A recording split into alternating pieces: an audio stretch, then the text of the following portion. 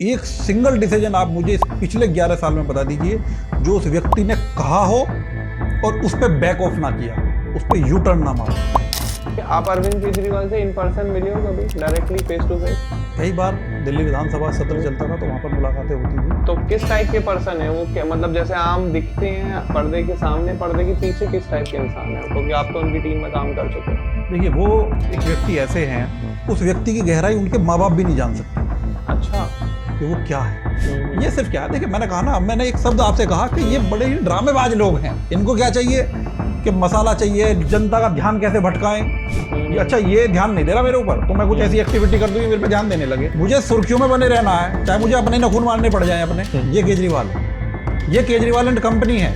Corona से related आप मुझे बता रहे थे कि आपके एक फेलो थे और जो कि अब नहीं है इस दुनिया में, तो वो स्टोरी क्या है? वो देखिए, विधानसभा अध्यक्ष के अंडर में थे हम, थे उनसे भी कहा, उनमें कोई सुनवाई नहीं हुई। शायद देखेंगे, मैंने एक नहीं दे रहे, कुछ तो दो उसके परिवार को, आपकी वजह से गया है वो। सही बात है, मेरे शब्द थे, लेकिन आतिश जी ने बात करेंगे, ज़्यादा नेतागिरी करने की जरूरत नहीं है। मनीष अंकल क्यों भाग गए? तो अवध ओझा जी आ गए ना। अवध ओझा जी, अरे बताइए, अवध ओझा जी तो सिर्फ एक चारा है। ये वो लोग हैं ये देश के लिए। नमस्कार दोस्तों, तो स्वागत है एक और मजेदार पॉडकास्ट में। तो आज का पॉडकास्ट में मैं आपको ना कुछ सिखाने वाला हूं, ना कोई एंटरटेनमेंट होने वाला है। आज हमने इनवाइट किया है दीपक शर्मा जी को, जो कि पहले काम कर चुके हैं दिल्ली सरकार में आम आदमी पार्टी के लिए, दिल्ली विधानसभा की तरफ से। तो उसी में उन्होंने आम आदमी पार्टी में किस तरीके से काम होता है, जो आपको दिखाया जाता है, क्या बैकएंड पे वो टीम ऐसी ही है, किस तरीके से उनका प्रोपेगेंडा राइट करता है, अपनी टीम मेंबर्स को वो कैसे हैंडल करते हैं, उनके लिए क्या प्रोस्पेक्टिव रहता है कि उनकी टीम में जो काम कर रहा है उसके लिए वो कितने इमोशनली अटैच रहते हैं, और वो आम आदमी पार्टी क्या सही में आम लोगों की पार्टी है या भ्रष्टाचारियों की पार्टी है, या फिर ऐसे लोगों की पार्टी जो देश के भले के लिए नहीं अपने भले के लिए काम कर रहे हैं। तो इसी सारे सवालों के लिए दीपक शर्मा जी हमारे स्टूडियो में आप लोगों के लिए हाजिर हैं। तो ये पॉडकास्ट पूरा अंत तक जरूर देखना, क्योंकि दिल्ली चुनाव होने वाले हैं। किसको वोट देना है, किसको वोट नहीं देना, ये आप लोगों के हाथ में है। तो आप ही लोग डिसाइड करोगे ये वीडियो देख के कि क्या आप अपना नेता सही चुन पा रहे हो या नहीं। तो प्लीज मैं सभी से रिक्वेस्ट करूंगा, वीडियो मिस मत करना, क्योंकि बहुत ही ज्यादा सीरियस और इंपॉर्टेंट वीडियो है आप लोगों के लिए। तो दीपक शर्मा जी नमस्कार, स्वागत है आपका। कैसे हैं आप? नमस्कार ध्रुव भाई, मैं एकदम ठीक हूँ और आज आपके चैनल पर मुझे आने का सौभाग्य प्राप्त हुआ। और मैं यही सोच रहा था कि जैसे कि आपके अभी बात बताया आपने कि दिल्ली सरकार के साथ में काम किया है, क्या कुछ हमने वहाँ किया, क्या होना चाहिए था, क्या नहीं होना चाहिए था, क्या हुआ है, उन सब बारे में हम डिस्कस करेंगे अभी। और मैं आपका तहे दिल से शुक्रिया और धन्यवाद करता हूँ कि आपने मुझे यहाँ आने का आज मौका दिया। बिल्कुल। और तो मैं अपने सभी व्यूअर्स को बता दूं कि दीपक शर्मा जी मेरठ से हैं और इनका एक क्लोज फेलो जो कि आम आदमी पार्टी में काम करता था, अमर त्रिपाठी उनका नाम था, और कोविड की वजह से ही वॉज डेड। और उसके बाद आम आदमी पार्टी ने उनकी फैमिली का, उनके नोन का किसी की कोई हेल्प नहीं करी, कोई सपोर्ट नहीं करा, जबकि आम आदमी पार्टी ने वादा किया था कि वो उनको कुछ ना कुछ हेल्प करेंगे, कुछ डोनेशन भी देंगे, कुछ मुआवजा भी देंगे, लेकिन उनकी तरफ से सारे वादे झूठे करे गए।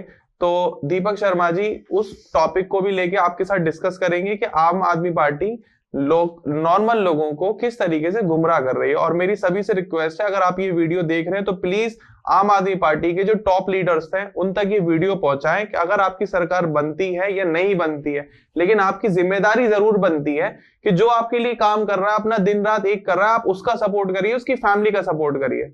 तो दीपक भैया हम शुरुआत करेंगे, आप थोड़ा सा बताएं आप किस पोजीशन पे थे और क्या आपकी जिम्मेदारियां थी।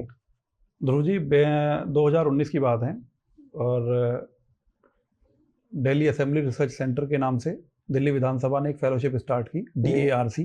ओके। जब DARC शुरू हुआ तो उसमें बेसिकली सब लोगों ने अप्लाई किया। तो ऐसे ही एक रैंडम मैं भी बैठा हुआ था, मुझे पता चला, मैंने अप्लाई किया तो इंटरव्यूज़ वगैरह हुए, वो मैंने क्लियर कर दिए और हम लोगों का वहाँ सिलेक्शन हो गया। करीब हम 125 सवा सौ लोग थे हम वहाँ पर, जिन लोगों का सिलेक्शन हुआ। तो मुझे लगा सब जैसे मैं गया हूँ मेरी तरह ही सब फेयर तरीके से गए होंगे जी। लेकिन जब मैं वहाँ पहुँचा, हम लोग वहाँ जब गए तो वहाँ जाकर के पता चला कि 10-15 ही लोग थे हम ऐसे जो मेरी तरह थे, जिनको कुछ पता नहीं था। क्योंकि मैं बेसिकली मेरठ का रहने वाला हूँ और मेरठ का दिल्ली से या आम आदमी पार्टी से कोई कंसर्न किसी भी तरीके का नहीं है, क्योंकि यूपी में सरकार दूसरी है और दूसरी तरीके की पॉलिटिक्स यूपी में होती है। तो जब मैंने वहाँ ज्वाइन किया, वहाँ जाकर के पता चला कि लगभग 100-125 में से मतलब 125 लोगों में से करीब 110 लोग जो हैं वो सिर्फ और सिर्फ आम आदमी पार्टी के ही थे, जो उनके वॉलंटियर्स थे। उन्होंने वो अपने वॉलंटियर्स को ही उसमें अपॉइंट किया और अपॉइंट करने के बाद में उन्होंने क्या किया कि उनको चौकी सेट करना था कि भाई ये उनके लिए दिन रात गली में भागते दौड़ते हैं, तो इनको कैसे पैसा दिया जाए, क्या किया जाए। तो उन्होंने ये कहीं ना कहीं एक ये प्लान किया कि हम एक ये बनाते हैं, DARC बनाते हैं, इसमें जो भी अब उनके लोग थे उन्होंने उनको अपना सेट कर, मैक्सिमम उनके मतलब वॉलंटियर्स थे जिन्होंने उनको उसमें रखा। फिर क्या हुआ कि और कुछ सैलरी भी मिलती थी आपको वहां से? हाँ, वहाँ पर एक स्टाइफंड हम लोगों को मिलता था। तो उसमें 2 उन्होंने पोस्ट निकाली हुई थी, एक फेलो थे, एक एसोसिएट फेलो थे। मैं वहाँ पर फेलो था, मेरे अंडर में 2 एसोसिएट फेलो थे और मेरे पास में 2 विधानसभा थी। तो तिमारपुर जिसमें दिलीप पांडे जी हुआ करते थे, उससे पहले पंकज जी हुआ करते थे वहाँ पर MLA। एक गोंडा विधानसभा थी जिसमें शिवदास शर्मा जी और अजय महावर जी मेरे पास मतलब वहाँ से MLA हैं। तो ये दोनों विधानसभा में हम लोगों को जो बेसिकली हमसे बताया गया था कि भाई आप लोगों को काम करना है, क्या काम करना है कि दिल्ली को कैसे बेहतर बनाए। हमें भी लगा कि यार एक व्यक्ति, एक अच्छी सोच का व्यक्ति आ रहा है और आम आदमी पार्टी, चूंकि हमने भी सिर्फ देखा ही था ना, सुना ही था हमने सब, ऐसा पता नहीं था कि देखिए किसी भी चीज को कहते हैं ना, पुरानी कहावतें हैं, सुनी सुनाई बातों पे ध्यान देना चाहिए। आपको वहां जाकर के एक बार देखना चाहिए कि वो सही है या नहीं है। तो जब हम वहां पहुंचे तो वहां भी क्यूरियोसिटी थी मन में कि भाई क्या करना है, और एक अच्छा मौका मिल रहा है हम लोगों को कि सैलरी या स्टाइफंड तो मिलेगा ही, लेकिन हम लोगों को एक सेवा करने का भी मौका मिलेगा। जब वहां पहुंचे पता चला है तो मैक्सिमम इन्हीं के वॉलंटियर्स इन्होंने रखे हुए हैं। भाई काम क्या करना है? काम कुछ नहीं करना, विधायक कार्यालय पे तुम्हें जाना है। जो उनके अपने अपने MLA थे उन्होंने उन सबको वहां पर रख दिया। जो मेरे जैसे लोग थे उन्होंने उनको क्या किया कि अलग उस विधानसभा में उनको भेजा जहां पर उनके MLA नहीं थे। ठीक है। क्योंकि कहीं ना कहीं हम लोगों की विचारधारा को, उनको कहीं ये डाउट था कि ये कहीं हमारी विचारधारा से मिलते नहीं है, तो ऐसा ना हो जाए कि कल को कोई प्रॉब्लम्स या इन लोगों को कोई चीजें पता चल जाए। ठीक है। तो ऐसी जब चीजें रही तो मेरे पास में 2 विधानसभा थी, यहाँ पर हम लोग बैकएंड पे R&D का काम किया करते थे। यहाँ ये कमियां हैं, इनको कैसे दूर करना है। और ये सिर्फ वो 10-15 लोग ही थे जो इस चीज को देख रहे थे और कर रहे थे एक्चुअल में। ओके। इसके अलावा बाकी तो उन्हीं के अपने आदमी थे, वो उनको आए नहीं आए और आए और नहीं तो उन्हीं के पीछे जो उनके PA और जो घूमते थे, उन्होंने एक तरीके से उनको सरकार की तरफ से अपॉइंट करा लिया, पैसे सरकार से, काम अपने घर के। आम आदमी पार्टी का जो था रवैया वो ये वाला था, क्योंकि उसमें से कुछ लोग उनकी ड्राइवर, उनकी गाड़ी चलाते थे, जो उनकी गाड़ी चलाते थे उन्हीं को फेलो रख लिया। अच्छा। उन्हीं को एसोसिएट फेलो रख लिया। अपने ड्राइवर्स को उन्होंने अपने जो उनकी गाड़ी, भाई देखिए वहां पर कोई ड्राइवर स्पेशली ऐसा नहीं था। उन्होंने क्या किया, जो उनका वॉलंटियर था वो इनकी गाड़ी चला रहा था। आओ भाई सर बैठो, आओ भाई साहब बैठो, मैं लेके चलूंगा। तो जब उन्होंने, अब उसमें कुछ लोग ऐसे भी थे जब इन पे बाद में चीजें हुई, बात हुई, जांच हुई, तो उनको यहाँ से हटा दिया गया। तो उनको उन्होंने क्या किया, पंजाब में शिफ्ट कर दिया। अच्छा। एक अच्छे ओहदे पे वहां पर उनको जिम्मेदारियां दे दी। भाई कहते हैं ना, देखिए एक कहावत है, कहते हैं ना, चिट भी मेरी पट भी मेरी, अंडा मेरे बाप का। तो वो उनकी कहानी थी कि सरकार उनकी चल रही है, जैसे मर्जी ऐसे चलाएंगे। तो उन्होंने कुछ लोगों को क्या किया कि उनको वहां पर भी शिफ्ट कर दिया, मतलब उनको अच्छे ओहदे दे दिए। इस पे भी हम भी चर्चा करेंगे कौन लोग थे, क्या था। तो बेसिकली जो वहां पे काम था हमारा ये था जो हमने किया। बाकी लोग तो वहां पर सिर्फ उनकी चाटुकारी था और उनमें ही लगे हुए थे, क्योंकि वो उनको पहले से ही इस तरीके का लाभ दे चुके थे। तो अब तो कहते हैं ना, आम आदमी पार्टी या उनके मसीहा जो अरविंद केजरीवाल जी हुआ करते हैं, उनको वो रिटर्न करने का टाइम था कि भाई इन्होंने मेरे लिए इलेक्शन में या वैसे मेरे लिए काम कर लिया, अब तो मुझे वापस उनको उनका रिगार्ड करना है कि इन्होंने भाई मेरे लिए तो कर ही दिया, मुझे क्या करना है, तो इनको कहीं ना कहीं मैं एडजस्ट कर दूं। बेसिकली ये चीजें थी DARC में। ओके, तो आप लोग समझ ही चुके होंगे कि आम आदमी पार्टी किस तरीके से काम करती है, कि अपने ही जो उनके वॉलंटियर्स हैं उन्हीं को सरकार के खर्चे पर, आम जनता के टैक्स के पैसे पर उनको सैलरी दे रही थी और उनको रखा जाता, जैसे दीपक भाई ने बताया।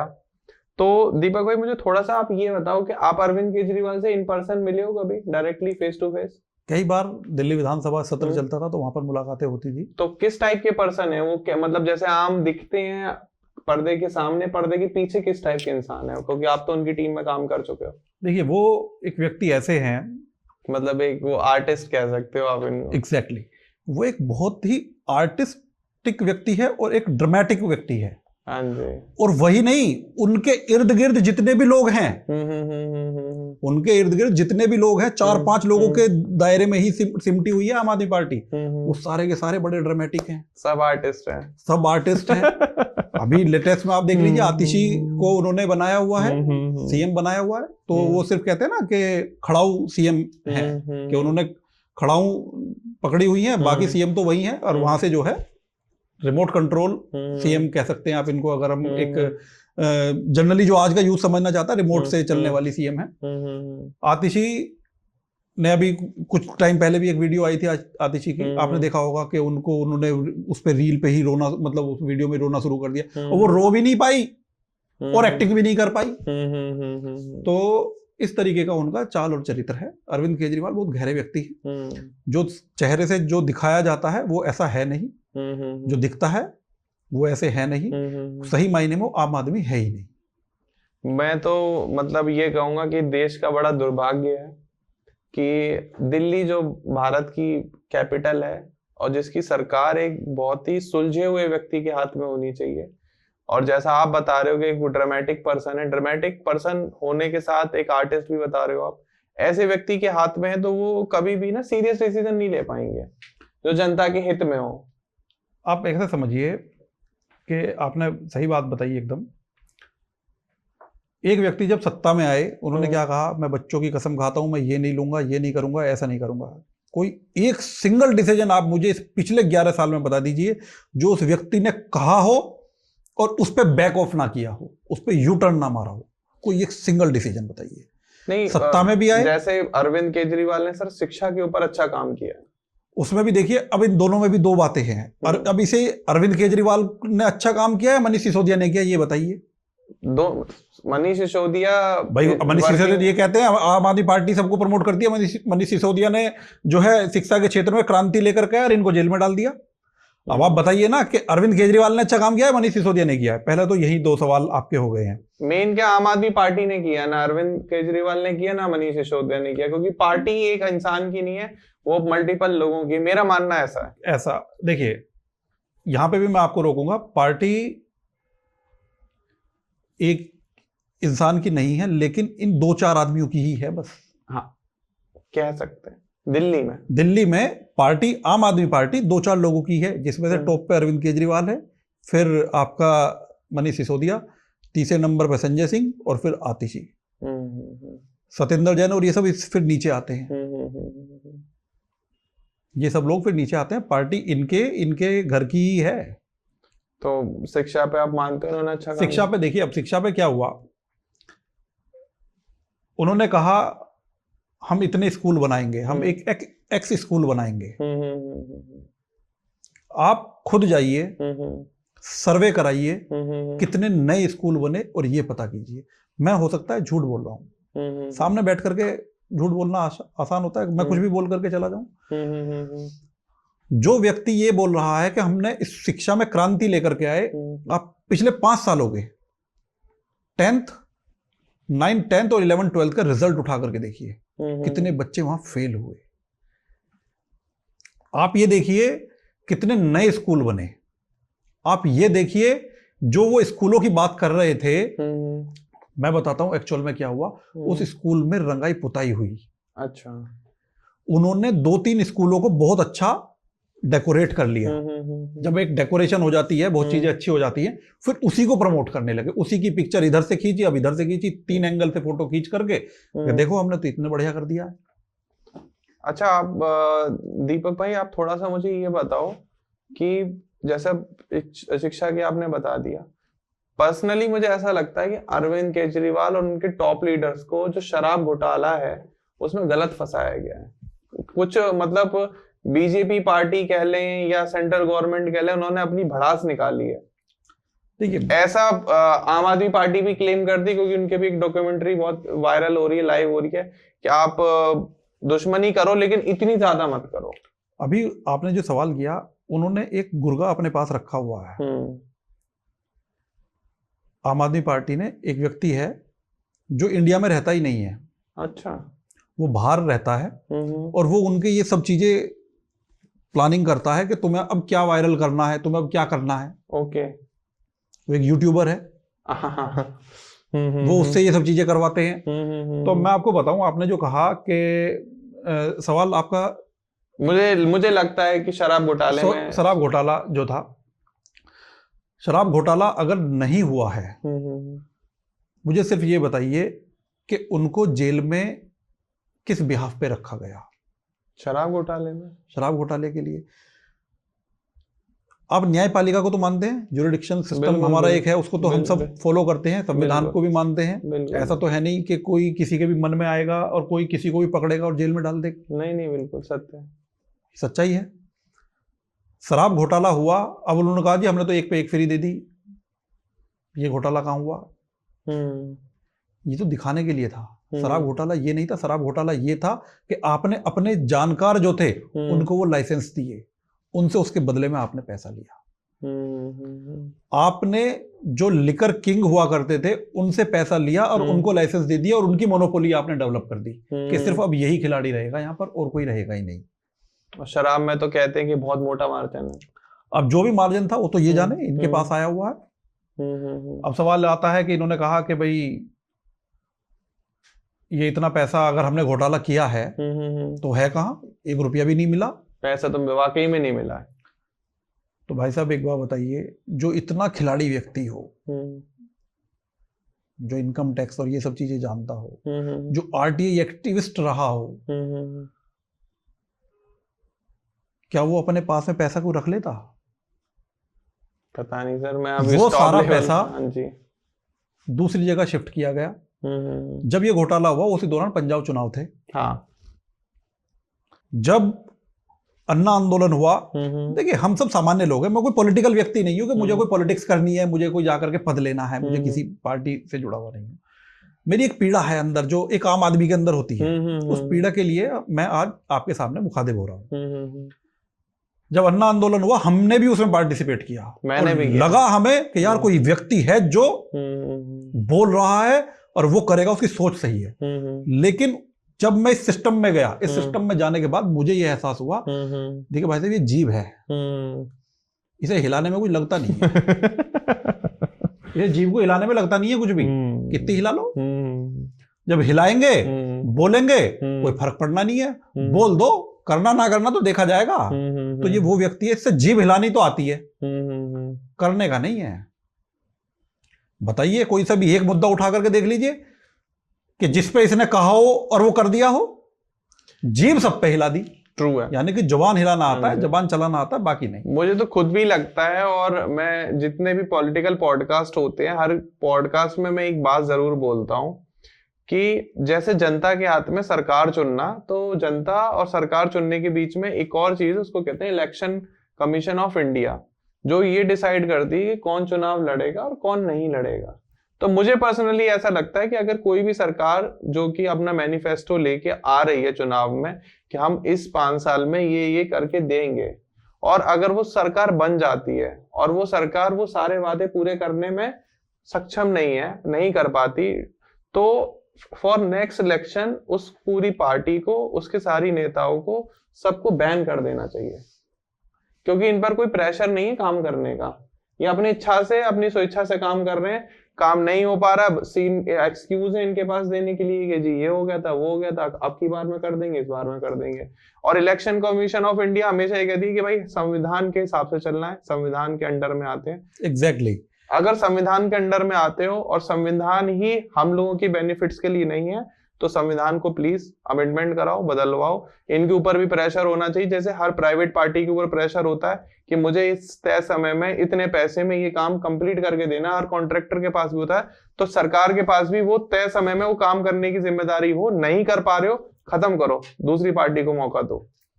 देखिए जो आपने कहा ना, बहुत सही बात है कि कहीं ना कहीं इलेक्शन कमीशन को इस चीज़ पे ध्यान देना चाहिए। बिल्कुल। कि वो जब तक ध्यान नहीं देंगे, संज्ञान नहीं लेंगे। अब इन्होंने वादे किए, इन्होंने उस टाइम पे कहा हम किसी भी ऐसे व्यक्ति को जो जिसकी आपराधिक छवि है उसको नहीं देंगे। अमानतुल्लाह खां को देख लीजिए, अभी भी एक वीडियो वायरल हो रही है, उसके बेटे को पुलिस ने पकड़ लिया। तो जब पत्रकार ने सवाल किया, जो लोकतंत्र का चौथा स्तंभ है, तो उसको कहा, मैं मतलब उसने गालियां दी उसको और कहा कि साले मैं तुझे छोड़ूंगा नहीं, मारूंगा इतना तुझे यहीं पर। अच्छा जी। वो इनकी पार्टी में ऐसा गुंडा है जिससे अरविंद केजरीवाल खुद डरता है। ओके। अगर डरता नहीं तो टिकट क्यों दे दिया, बताइए आप मुझे। सही बात। डर है तभी तो टिकट दिया।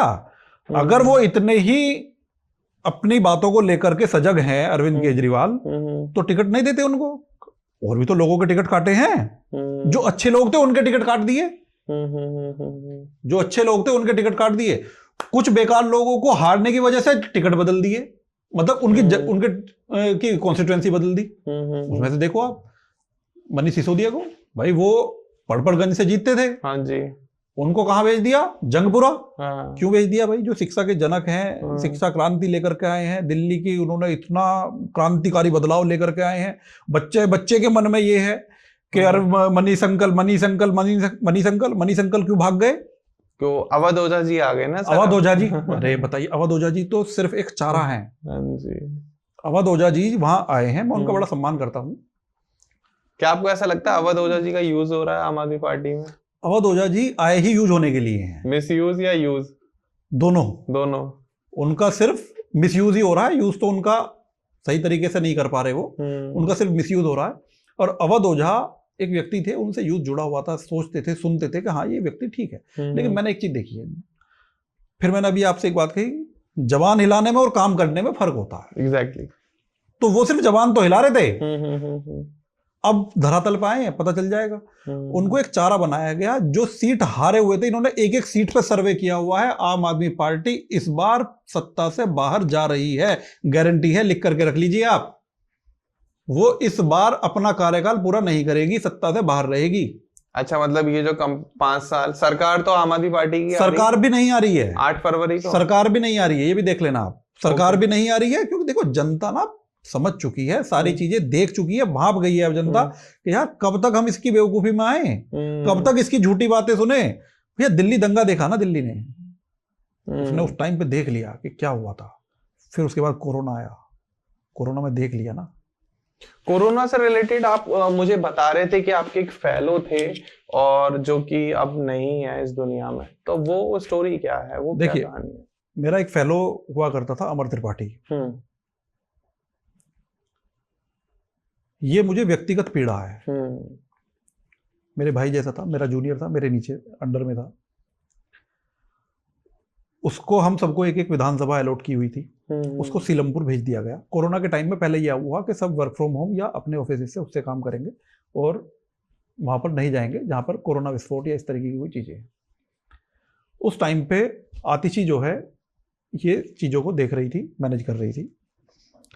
आतिशी, हम लोगों का एक ग्रुप बना हुआ था, आतिशी का फोन उस पर आता है कि तुम सीलमपुर जाओगे और वहां जाकर के चीजें देखोगे, वहां पे लोगों को राशन देना है या कोई भी चीजें करनी है। तो मैंने भी कहा, मैंने भी विरोध जताया कि भाई आप ऐसे टाइम पर ऐसी जगह पर मत भेजिए, क्योंकि बड़ी गंभीर समस्या है, गंभीर बीमारी है, इलाज आसानी से मिल नहीं पाएगा और बड़ी दिक्कत हो जाएगी। लेकिन कहते हैं कि भाई परेशानी थी या ये कह लिए मजबूरी थी हम लोगों की कि हमें जाना पड़ रहा था। अमर त्रिपाठी ने मुझसे कहा, मुझे भाई बोलता था, उन्होंने कहा दीपक भाई यार बताओ वहां जाकर के तो सरासर बेवकूफ़ी है ना, तो ये हो जाएगा कि जैसे अपना आप जाकर के मरना ही है बस। सीलमपुर कंजेस्टेड भी है और वहां पे कोई प्रोटोकॉल नहीं होता है, वो मास्क नहीं लगाएंगे, इन्हीं के वोटर हैं, सैनिटाइजर वो यूज नहीं करेंगे, एक के ऊपर एक चढ़े रहेंगे। उनको वैक्सीन लेने की वैक्सीन भी उनको मना किया हुआ ना, एंटी मोदी हैं सब, उनके जो बॉस हैं उन्होंने मना किया हुआ था।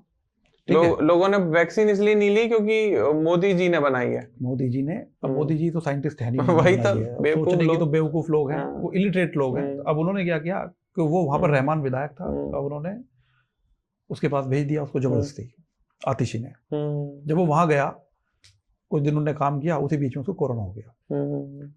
उसको सही इलाज भी नहीं दिलवा पाए ये लोग। अच्छा। वो एडमिट हुआ, उसकी डेथ से, मरने से एक रात पहले मेरी उसकी बात हुई। मुझे वो शब्द आज भी याद है। उसने मुझसे कहा, मैंने कहा त्रिपाठी, मैं त्रिपाठी बोलता था क्योंकि उस टाइम पे एक सीरीज आई थी मिर्जापुर, तो उसमें त्रिपाठियों का परचम, ये ऐसे मैं उसको मजाक में उसको बोलता, मगर त्रिपाठी क्या हाल है? तो उसने कहा दीपक भाई हाल बढ़िया नहीं है, लेकिन अंदर से ऐसा लग रहा है कि बचूंगा नहीं। अच्छा। इलाज नहीं मिल रहा। अच्छा जी। मैंने कहा यार अगर हमारे आदमी को भी इलाज नहीं मिला कि तो फिर आम जनता का क्या हो रहा होगा? मैंने उससे कहा, कहने लगा सच कह रहे हो, स्थिति बड़ी खराब है। ओके। कहने लगा कि मैंने मैडम को भी फोन किया था, उन्होंने तो फोन उठाया नहीं। जब तो मुझे भेज दिया यहाँ पर, आतिशी मैम ने। हाँ, जब तो मुझे भेज दिया, और अब जो है मुझे ना मेरा कॉल उठाया और ट्रीटमेंट मिलने का मतलब बड़ी दिक्कत है, और सही ट्रीटमेंट हो जाए तो मैं ठीक हो जाऊंगा। मैंने कहा चलो मैं देखता हूँ किसको कहना। तो जो सीएमओ थे मैंने वहाँ फ़ोन करवाया, जो साथ की टीम जो उसमें लगी हुई थी कोविड में, हम पूरे के पूरे सब लोग कोविड के उसमें जो बैक एंड पे काम कर रहे थे, और उनसे कहा, उन्होंने फ़ोन ऑन किया। शाम के समय की बात थी, मेरी उसकी बात हुई है रात को। नेक्स्ट डे मॉर्निंग में मेरे पास में खबर आ गई कि अमर त्रिपाठी नहीं रहा। वो दुख, वो दर्द, वो मुझे आज तक है। वो क्यों है? इन्होंने पूरी दिल्ली में प्रचार किया अपना, पूरे, मुझे लगता है कि पूरे हिंदुस्तान, बड़ी बड़ी कंपनियों के बजट एक तरफ है, हम आम आदमी पार्टी आपियों के बजट एक तरफ है, जो इनका मार्केटिंग और एडवर्टीजमेंट बजट, कि हमने कोरोना में जो वॉलंटियर्स थे उनको 1 करोड़ रुपए मुआवजा दिया, हमने कोरोना वालों को ये दिया, हमने वो दिया, जो उसमें शहीद हो गए, बहुत सारी बातें करी। जबान हिलानी थी, जबान हिलाने में जाता ही नहीं इनका कुछ भी। इन्होंने उसके परिवार को 1 रुपया नहीं दिया। 1 रुपया अभी आज तक 1 सिंगल रुपया नहीं दिया। हमने तभी विरोध जताया, हमें मना कर दिया गया, क्योंकि that time we were the part of that particular system. हम उस सिस्टम में ऐसे थे कि हम विरोध कर सकते थे, लेकिन खुल करके सामने नहीं जा सकते थे। हमने कहा विरोधी तो कर सकता है आदमी, अब खुल के, हमारी ऐसी नेचर नहीं है कि हम जाकर के सिर फोड़ लें, हम जाकर के लड़ाई झगड़ा करें, धरना प्रदर्शन करें। जब हम सिस्टम में हैं तो हम धरना प्रदर्शन नहीं कर सकते, हम सिर्फ उससे जाकर के कह सकते हैं कि ये होना चाहिए, उसके परिवार को दे दीजिए। नहीं दिया उन्होंने। आतिशी ने नहीं सुना। विधानसभा अध्यक्ष के अंडर में थे हम, थे, उनसे भी कहा, उन्होंने कोई सुनवाई नहीं हुई। क्या देखेंगे? मैंने कहा एक नहीं दे रहे, कुछ तो दो उसके परिवार को, आपकी वजह से गया है वो। सही बात है, मेरे शब्द थे। लेकिन आतिशी ने, बात करेंगे, ज्यादा नेतागिरी करने की जरूरत नहीं है यहाँ पर। अच्छा। मैंने कहा ठीक है। उसके बाद मैं दिखाऊंगा अभी आपको चीजें। फिर उन्होंने क्या किया, मेरे पास में मतलब ये भी आया, उनके मैसेजेस आए, जो उनके स्पोक पर्सन है, अभिनंदिता दयाल है उनकी एक स्पोक पर्सन है, उसका मैसेज आया मेरे पास में, एक प्रिया कक्कड़ करके है आतिशी उनका। तो मैंने ट्वीट किया, मैंने कहा ये इस आदमी को 1 रुपये का मुआवजा नहीं दिया, आप ढोंग करते हो। वो है ट्वीट है आपके पास? वो ट्वीट मैं आपको दिखाता हूं अभी, देखिए, ये दिखाइए कैमरे के सामने। ये मनीष सिसोदिया ने ट्वीट किया हुआ है, आप देखिए, मनीष सिसोदिया का ट्वीट है ये। और उन्होंने कहा है, Amar Tripathi associate fellow at Delhi Assembly Research Centre has succumbed to COVID-19. A young force of volunteer is batting corona on ground. We need to vaccinate our youth on a far footing so that we don't lose more. Om Shanti. ये एक पल्लवी हमारे साथ associate fellow थी, उसका tweet था, इसमें retweet था उसका। फिर इसके बाद में मनीष सिसोदिया ने ये किया। फिर जो इनकी स्पोक पर्सन है अभिनंदिता दयाल, उसने फोटो के साथ में ट्वीट किया है, देखिए, ये देखिए आप। मतलब मैं कोई भी चीज ऐसे नहीं बोल रहा हूं कि हवा में है, लेकिन ये मैं केजरीवाल की तरह नहीं बोल रहा हूं कि हवा में है बस। लेकिन ये भी फैक्ट है कि उन्होंने 1 रुपया आज तक अब देखिए, जो इनकी स्पोक पर्सन है, जो आपके चैनल पर आती है, वो आकर के उन्होंने बोला, we lost a very young team member today. Amar was a fellow who work with our relief team during riots and COVID. This team is the most compassionate and selfless bunch of people I have ever met. मतलब वो तारीफ तो कर रही है, लेकिन इसके परिवार को एक सिंगल रुपया भी उन्होंने नहीं दिया। ये मुझे दुख है। क्यों भाई, सिर्फ जवानी हिलानी है? क्यों नहीं दिया? जवाब देना। ये कहते हैं ना, ये देखो, ये कहते हैं कि नरेंद्र मोदी को हम चैलेंज करते हैं, आप हमसे डिबेट कीजिए, आप हमारे साथ में आइए, हमारे साथ बैठ करके बात कीजिए। तुम्हारा लेवल है नरेंद्र मोदी से डिबेट करने का? तुम्हें सिर्फ जवान हिलानी है। मैं कह रहा हूं ना तुम्हें, अरविंद केजरीवाल, मनीष सिसोदिया, आतिशी और आपका संजय सिंह, इनमें सबसे बदतमीज आदमी संजय सिंह। आप करो ना, मैं तो कह रहा हूं मुझे बदतमीज से ही भिड़वा दीजिए। संजय सिंह मुझसे बात करे ना इस पॉइंट पे। बिल्कुल जवाब नहीं है। और ऐसी ऐसी बातें हैं इन लोगों की जो सिर्फ इंटरनल अपनी चीजें करना था, अपनी ही बातें करनी थी, अपना सब कुछ, मतलब चिटपट सब अपना करना था और कुछ नहीं। सिर्फ वादे थे, झूठे वादे, झूठी बातें। उनको इस चीज से कहीं कोई लेना देना नहीं था, कोई मतलब नहीं था कौन मर रहा है कौन जी रहा है। उन्हें सिर्फ अपनी राजनीति चमकानी थी। और वो एक बड़ा बुरा टाइम था जो दिल्ली की जनता ने वो दंश झेला है। जब दंगे हुए, दंगों में भी इनके मतलब पार्शियलिटी इनके मन में थी। सिर्फ जो रोहिंग्याओं की बस्ती थी वहीं इन्होंने राशन पहुंचवाए। जो चुनिंदा लोग थे इनके, उन्हीं लोगों तक इनको राशन गया। अब बात आई वही कि मनीष सिसोदिया ने पड़पड़गंज क्यों छोड़ा, जंगपुरा पहुंच गए, रोहिंग्याओं के भरोसे तो पहुंच गए। क्या ठीक है, वहां से मेरी वोट बैंक बढ़ जाएगा, क्योंकि उन्होंने पहली सारी की सारी उन पर सर्वे करा लिया था। यहाँ हार रहे थे, उनको इसको वहां भेज दो, पिछली बारी जैसे तैसे जीते थे। एक शिक्षा की क्रांति लाने वाला व्यक्ति हार रहा है। और जंगपुरा इसीलिए गया कि वहां से सीट बचा जाए, बचेगा वहां भी नहीं। जंगपुरा में बहुत ज्यादा क्या कहते हैं वो है। मैंने एक बात देखी है और समझी है और सोच, मतलब जो आज तक मेरी समझ में आई है वो क्या है, आप अगर गलत करेंगे ईश्वर देख रहा है, वो है। जबान चला लो, कुछ भी कर लो आप, वो देख रहा है, उसकी लाठी में आवाज नहीं है। और ये व्यक्ति इस बार इनको भुगतना पड़ेगा। इनको अब की बार हार से कोई नहीं बचा सकता, क्योंकि इन लोगों ने वो इतने पाप कर चुके हैं, दिल्ली की जनता को इतना बेवकूफ बना चुके हैं। उनको, मैंने कहा ना, ये एक एडवर्टीजमेंट पार्टी है। इनको अभी मोदी जी ने कहा आपदा है, ये वाकई में आपदा है। But they are good in marketing में अच्छे हैं ये अपने। इनको अपनी मार्केटिंग करनी है आप को। इनको इससे किसी चीज से कोई मतलब नहीं है, क्या सही है क्या गलत है। आप देखिए ना, इन्होंने बहुत सारे वादे किए। विमेन जो आपका ये था कि इनको किस तरीके से महिला सुरक्षा दी जाए, किस तरीके से हम इनको करे, कैमरे लगाएंगे, ये लगाएंगे। अब आप देखिए ना कितनी बायसनेस थी। मेरे पास गोंडा विधानसभा थी। गोंडा विधानसभा में स्पेशली ऊपर से ऑर्डर था कि यहां कैमरे ना लग जाएं, यहां लाइटें ना लग जाएं। क्यों? क्योंकि इनका विधायक नहीं था यहां पर। अच्छा, जिस क्षेत्र में इनके विधायक नहीं थे वहां पर स्पेशली कह करके काम डिले करवाए गए, रोके गए।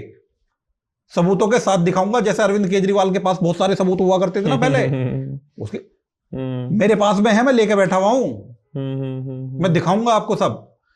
चूंकि समय थोड़ा कम है, उतनी सब चीजें नहीं कर पाऊंगा, लेकिन मैं सिर्फ ये कह रहा हूं कि ये एक मौका है दिल्ली की जनता को।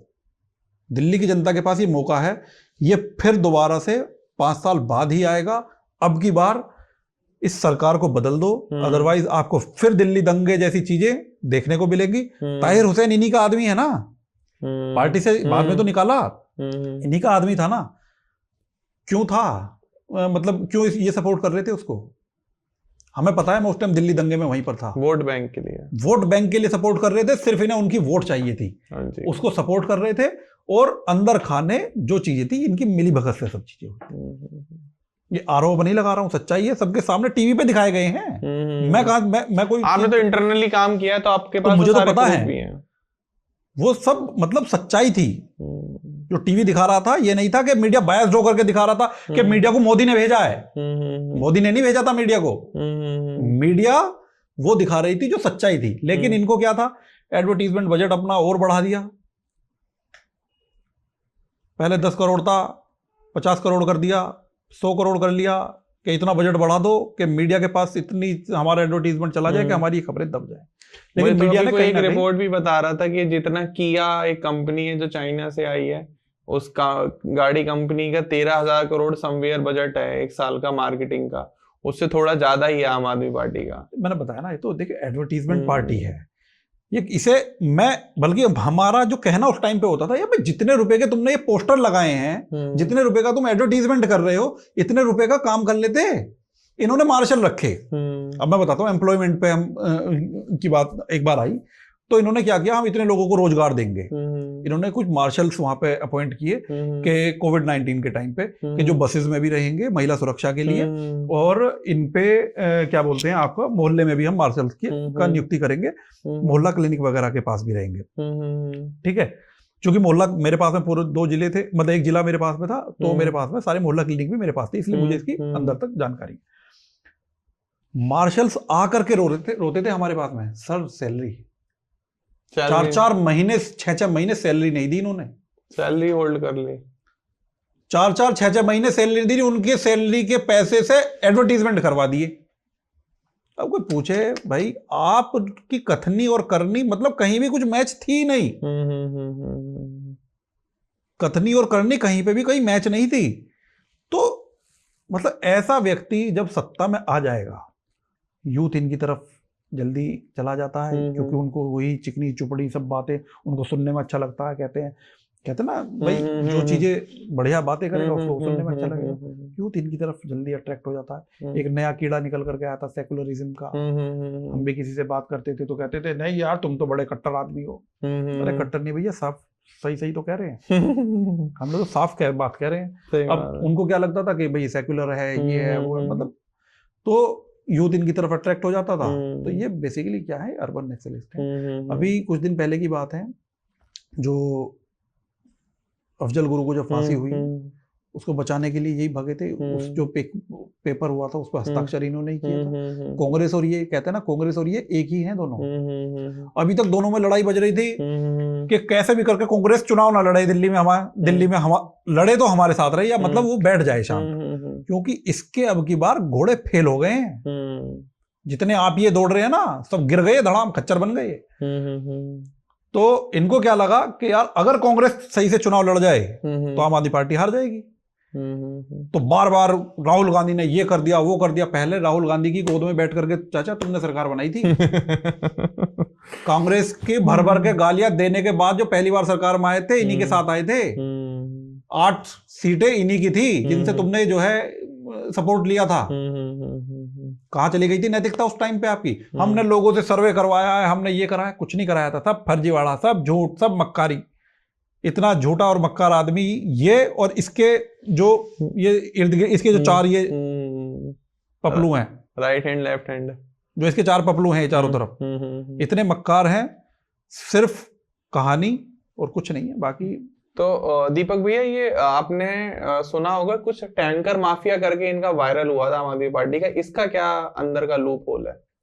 देखिए, टैंकर इन्होंने जब ये सत्ता में आए, अभी भी अपने जो अपना मैनिफेस्टो ये करते हैं, इस मैनिफेस्टो को में भी इन्होंने ये कहा कि हम लोग दिल्ली को हर घर पे हम स्वच्छ जल पहुंचाएंगे। पूरी दिल्ली का एक इलाका, एक मोहल्ला, एक गली मुझे बता दीजिए जहां पर स्वच्छ जल ये पहुंचा पाए हो इस 11 साल में। अभी मैं सिर्फ पर्टिकुलर किसी एक जगह की बात नहीं कर रहा, मैं पूरी दिल्ली की कह रहा हूं। और टैंकर माफियाओं की स्थिति किसी से छुपी नहीं है। जब जल ही नहीं पहुंच रहा, जो टैंकर माफिया पहले थे ये खुद भी उस चीज को एक्सेप्ट करते हैं, वो आज भी हैं। वो पहले कांग्रेस पार्टी को पैसा दिया करते थे, अब वो इन्हें पैसा देते हैं।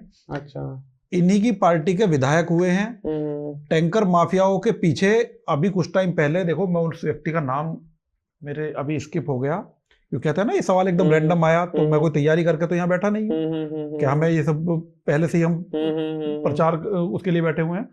उसने सुसाइड किया था, और सुसाइड में बाकायदा उस व्यक्ति ने लिखा था, अच्छा, कि मैं इनकी वजह से मर रहा हूं और ये मुझे टॉर्चर कर रहे हैं। ओके, वो आरटीआई एक्टिविस्ट थे, और टैंकर माफियाओं ने और इनके जो विधायक है, उस विधायक ने उसको इतना प्रताड़ित कर दिया था कि उसको सुसाइड करना पड़ा। आम आदमी पार्टी ने मिनिमम वेजेस बोला था कि हम 13,000 रखेंगे, क्या वो मिल पाई, दे पाए? वो एक शब्द मैंने बार बार मैं इस्तेमाल कर रहा हूं, जवान हिलाना। हाँ, वो जाता नहीं है उसमें, कथनी करनी इनमें फर्क है भैया। उन्होंने सिर्फ आपको बोल दिया, लोगों को समझ में आ गया कि हाँ ये करना है, हमें ये मिलेगा, मिला नहीं है। उन्होंने कहा हम ये देंगे, लेकिन दिया नहीं है। उन्होंने तो ये भी कहा था बुजुर्गों को पेंशन देंगे 2018 से और 2024 तक 19 में पेंशन आई थी, और उसके बाद से अब तक पेंशन नहीं आई। नवंबर में कुछ लोगों की पेंशन भेजी है, बुजुर्गों की, जो ये ढोल बजाते घूम रहे हैं कि हमने बुजुर्गों को पेंशन दी, बुजुर्गों को पेंशन। अरे इन्होंने अभी मैनिफेस्टो निकाला अपना, उसमें दिया इन्होंने हम 2100 रुपये देंगे हर महिला को। भाई जो 60 साल के बुजुर्ग तो कम ही होंगे महिलाओं के कंपैरेटिवली। जब तुम उन्हें पेंशन नहीं दे पाए तो तुम इन्हें 2100 रुपए कैसे दे दोगे? आप प्रैक्टिकल बात करो ना मुझसे। तो बिजली तो फ्री दे रहे हैं ना भैया। बिजली अगर फ्री की बात है, आपको लगता है बिजली फ्री दे रहे हैं। एक कहानी थी कि कहते हैं ना, एक नेताजी आए, उन्होंने एक भेड़ पे से वो कि सबको एक कंबल मिलेगा, भेड़ों को कहानी सुनाई, लेकिन वो कंबल बनेगा कहां से? भेड़ों की ऊन उतारनी थी। तो ये बिजली फ्री नहीं है, 10,000 करोड़ के घाटे में है बिजली विभाग। अच्छा, आरटीआई लगा करके, मैं झूठ बोल रहा हूं, आप ऐसा देख लेना, हो सकता है मैं झूठ बोल रहा हूं, आप जो है आरटीआई लगा करके पूछ लीजिए। मैंने तो आरटीआई लगा करके पूछा। इतने 1000 करोड़ के घाटे में जल बोर्ड है, और इतने 8,000 करोड़ के घाटे में आपका बिजली विभाग है। अच्छा, और सीसीटीवी कोई एक सिंगल डिपार्टमेंट बता दीजिए आपका। जल बोर्ड वो घाटे में, बिजली वो घाटे में, और आपका ये ट्रांसपोर्ट ये घाटे में। सीसीटीवी तो लगाए ना हर गली में।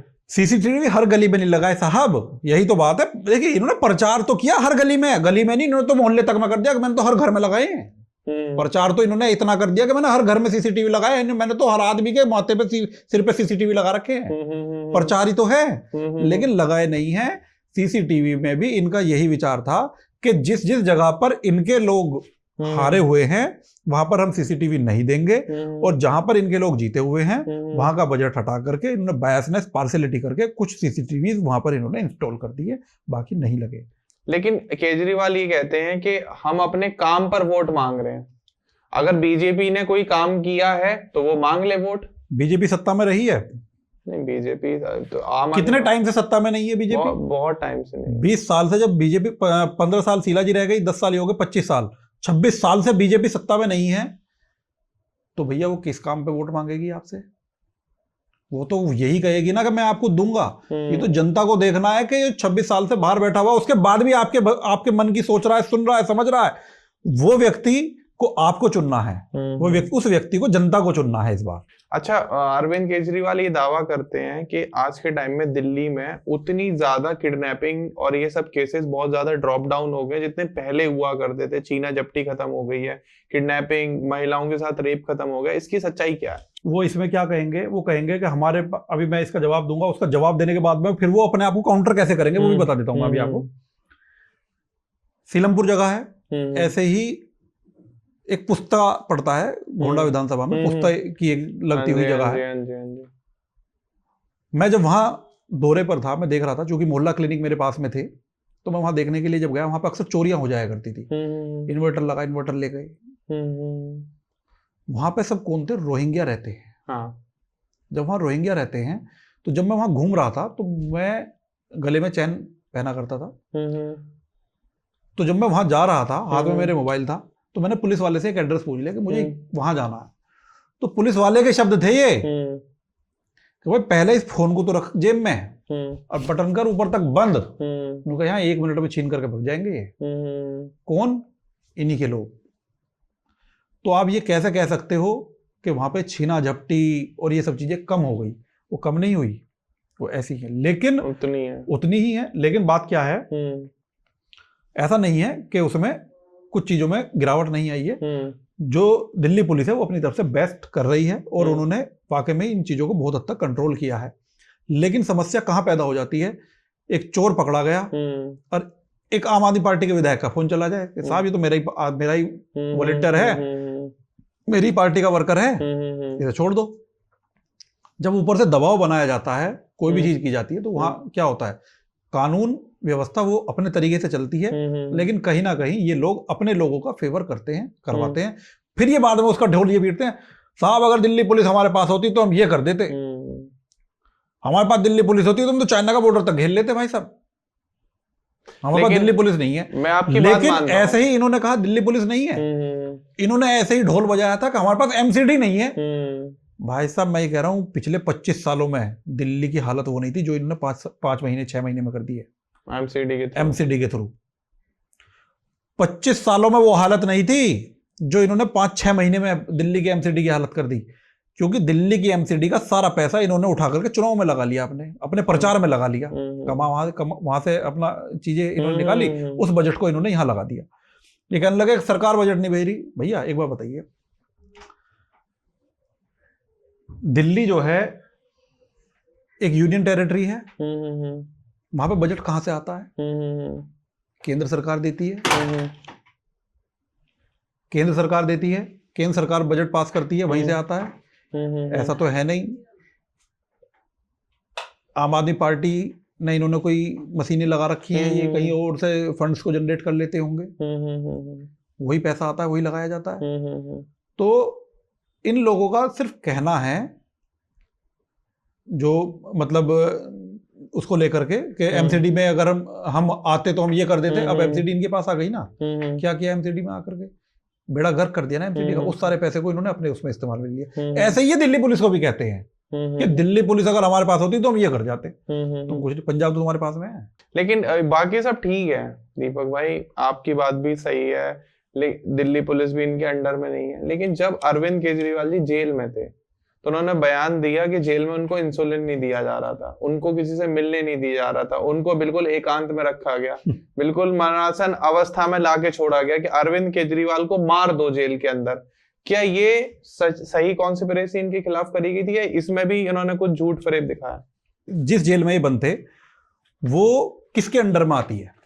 मुझे शायद सेंट्रल लगता है, स्टेट के अंडर में, स्टेट के अंडर में। ठीक है, तो वहां पर जब जेल इनकी, प्रशासन इनका, वहां पे सब करता धरता इनके, और अंदर अपराधी भी तो इन्हीं के थे। आप मुझे बता दीजिए अब किस व्यक्ति को मतलब जो वो जेल का एक नियम होते हैं, कायदे होते हैं, उसके अनुसार जितनी दवाइयां, जो प्रिकॉशंस, जो मेडिसिन देनी होती है, वो सारी की सारी इनको मुहैया कराई जा रही थी।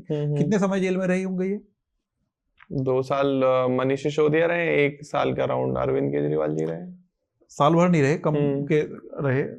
हम कह रहे हैं जितने भी समय रहे, अगर इनको इंसुलिन न दिया जाए, शुगर का पेशेंट को जानते हो आप, अगर उसको टाइम पर, मैं कह रहा हूं 2 दिन भी इंसुलिन या उनको उसको दवाई ना दी जाए तो मर जाएगा आदमी। ये घूम रहा है ना आदमी ये भी।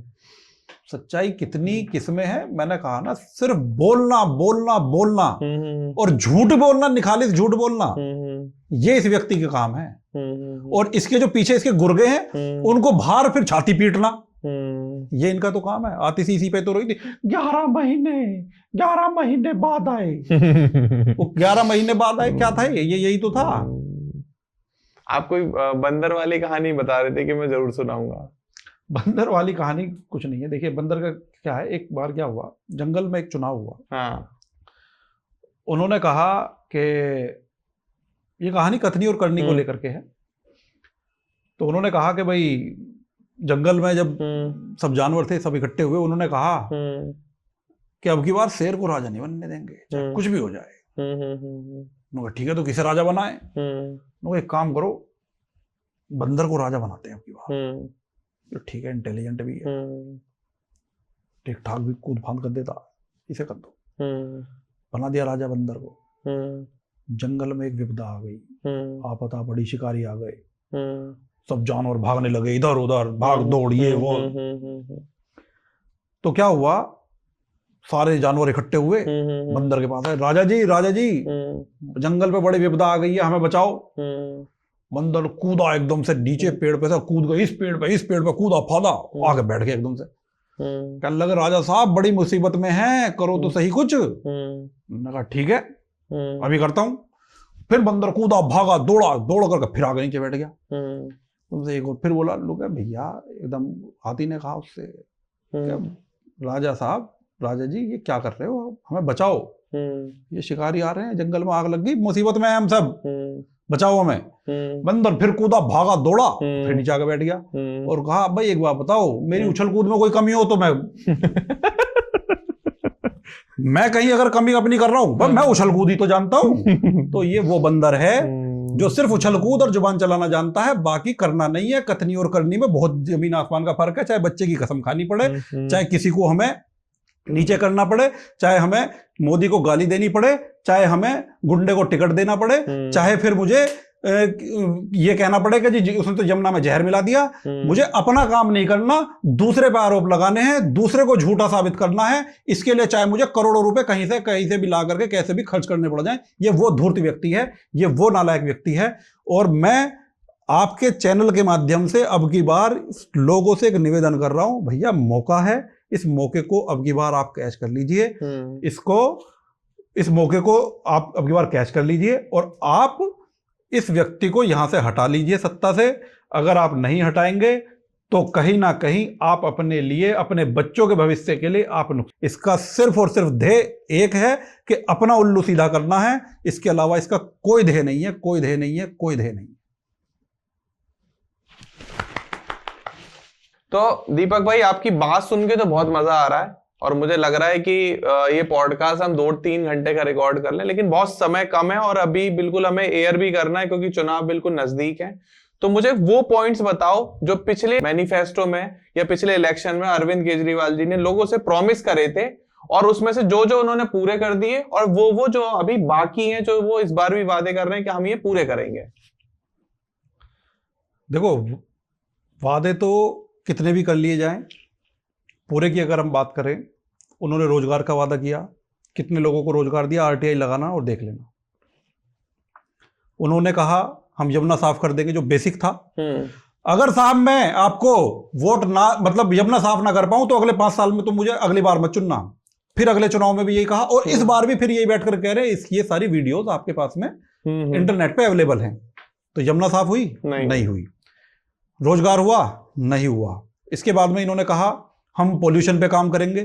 पोल्यूशन का आपने हाल देखा ही है, दिल्ली में दम घोटू सरकार बैठी हुई है, जो लोगों को सुप्रीम कोर्ट ने का आदेश आया कि भाई क्या चाहते हो तुम, इन सबको एक चैम्बर में बंद करके बम से उड़ा दो, ये चाहते हो क्या तुम? सुप्रीम कोर्ट के थे का एक पॉइंट था ये कि तुम जनता को मारना चाहते हो इस चैम्बर में घोट करके। जब पराली की और प्रदूषण की बात आई तो इन्होंने कहा साहब पंजाब में हमारी सरकार नहीं है, हरियाणा और पंजाब वाले कर रहे हैं। पंजाब में बैठे तो हो तुम, क्या कर लिया तुमने पंजाब में? कुछ नहीं किया। तो ना प्रदूषण पे काम किया इन्होंने, ना इन्होंने यमुना सफाई पे काम किया, ना इन्होंने रोजगार पे काम किया। इसके अलावा तमाम मुद्दे आप देख लीजिए। आप मुझे मुद्दा बताइए ना, मैं बता देता हूं जवाब कि ये हुआ है कि नहीं हुआ है, बताइए। इन्होंने कहा हम वर्ल्ड क्लास इंफ्रास्ट्रक्चर देंगे मोहल्ला क्लिनिक में। मोहल्ला क्लिनिक, मेरे पास में 34 मोहल्ला क्लिनिक थे। आपको मैं सबूत दिखाता हूं। अभी ये देखिए मोहल्ला क्लिनिकों की क्या स्थिति थी। आप ये कहोगे कि यहां पर ये देखो, ये इसमें रिपोर्ट लगी हुई है कि इस मोहल्ला क्लिनिक में स्टाफ की, मतलब जो बेसिक है, ये रिपोर्ट मेरी आज की बनी हुई नहीं है। 28 तारीख 12 महीना 2020 उस टाइम पे थी। कैमरे के सामने ऑन रिकॉर्ड दिखा रहा हूं, कैमरे के सामने ऑन रिकॉर्ड एकदम। 28 तारीख 12 महीना 2020, DJB booster pump B block Yamuna Vihar Bhajanpura में है। ये यहां पर स्टाफ ही नहीं है, स्टाफ रिक्रूटमेंट के लिए उन्होंने दिया था। भारती यादव यहां पर डॉक्टर हुआ करती थी, ठीक है। इसके अलावा देखिए आप, फिर बताया इन्होंने प्लास्टिक कंटेनर डिस्पेंस, मतलब ये एक एक चीज लिखी हुई है इस पे, पूरी रिपोर्ट है। ये कहाँ क्या रिक्वायरमेंट है, कहाँ क्या, कितने, किस मोहल्ला क्लिनिक में क्या क्या रिक्वायरमेंट है और कितनी वहां कमियां थी। डॉक्टर कह कह करके परेशान हो गया। सत्येंद्र जैन के साथ में मीटिंग होती थी मोहल्ला क्लिनिक, उस टाइम पे स्वास्थ्य मंत्री वही थे। सिर्फ मीटिंग ही मीटिंग रहती थी और शालीन इसका इनका वो था जो देखता था बैकएंड पे, इनको कुछ काम नहीं था।